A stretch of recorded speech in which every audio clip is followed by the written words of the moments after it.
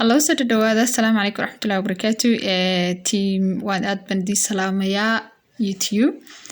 Aad baan idinka raagay raalli ahaada. Waxa weeyaan waxaan galay safar. Waxaan ka yar baxay wadanka, so ardayad baan noqday waxbarasho aan bilaabay. That's why aan u joojiyay inaan wax soo gudbin karo because of marka ardayda waa mashquulaysaa waxyaabo kale oo ka badan baa ku sugaya.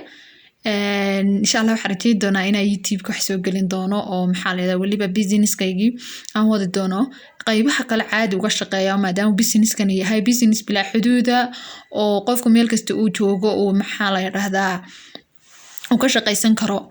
Waxa weeyaan just waxa wadi kartaa. So the only thing aan doonaya inaan idinla wadaago ama yani maanta aan waqti siiyo waxa weeyaan sharobada oo horena YouTube-kayga ugu jirtaa oo waxa la yiraahdaa Fountain of Life. Waxaa jirtay aniga shakhsiyan inaan markaan joogay Hargeysa oo kale waa qaadan jiray waxa uu qaadan jiray xasaasiyad iyo wax noocaas ah.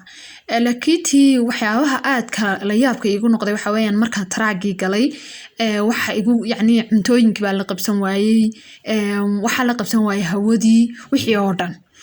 Laakiin waxa kaliya isticmaalay waxa hadiyada wax dhacday inaa yani so waxa laga yaabaa in ay isweydiinayso why ayabay yani bahashani wax kasta ugu fiican tahay just qof environment-giisa at 90 days in la qof isticmaalaya ku qoran laakiin qofku yani wax inta result-ga inta ku heli karo laakiin in ka badan ayaad isticmaali kartaa.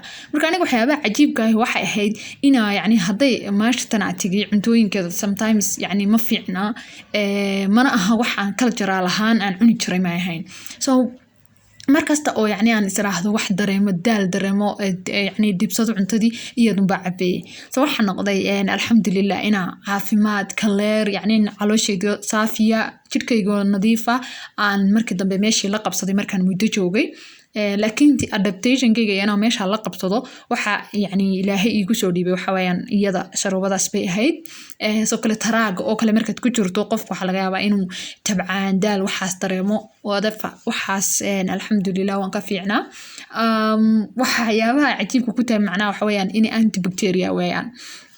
So marka haddii cuntadaas ama waxa aad cunayso ay wax yani bacteria wax ku dhibaya ku jiraan way ka control-aysaa ama yani jirkaaga lama falgalayaan. Alxamdulillah marka just horta anywhere waad ka heli kartaa waa wax yani online lagu iibinayo laakiin qofki yani doonaya ama danaynaya ama jirkiisa daal ama fatigue waxaas dareemaya ama environment adaptation like waxaan jeclaystay inaan yani la share gareeyo oo la wadaago iyadoo intaas oo faa'iidooyina ay ku jiraan aan la soo share gareyn doono insha Allah guru maxaa la yiraahdaa WhatsApp-ka aan ku soo diri doono YouTube-kayga oo aan iyadoo continuous oo yani waxyaabo badan oo faa'iido leh oo laga helo noocyo badan just aniga hadda waxaan la share gareeyay wixii kaliya tan anuga ka yani ka helay.